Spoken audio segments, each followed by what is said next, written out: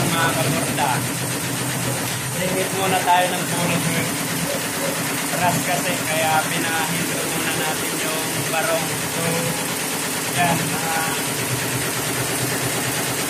dalawang araw lang, ngayon at saka bukas.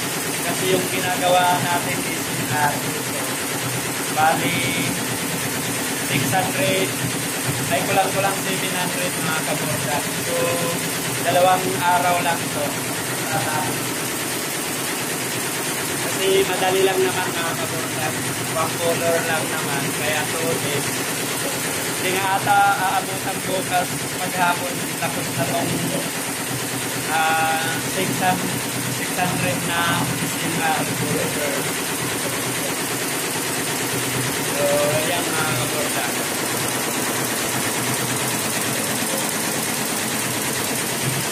So, yan, ano lang naman. 3,278 stitches. 3,278 stitches. Mabilis lang. Ayan siya.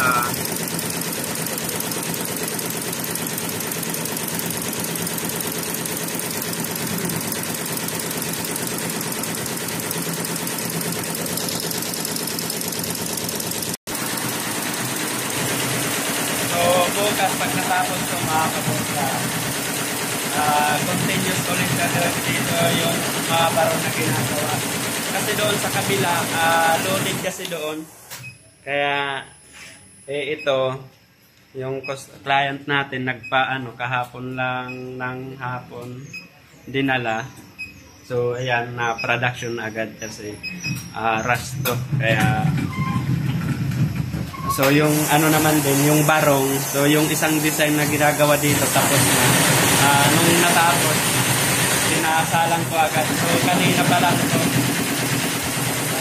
magkakapag maraming natapos. So yun na, yung mga nais magpa-embroidery sa atin, rekta na lang kayo dito sa bundaan natin mga kaburda. So yan, tatapos na.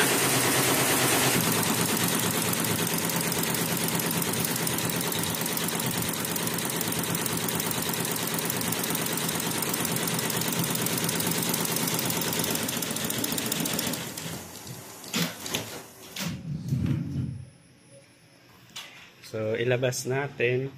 Tayo maglalabas. Ayan. Ilabas natin mga kaborda.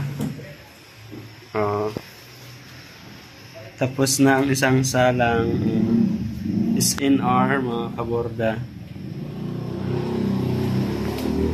Babakbakin na lang ni Harold.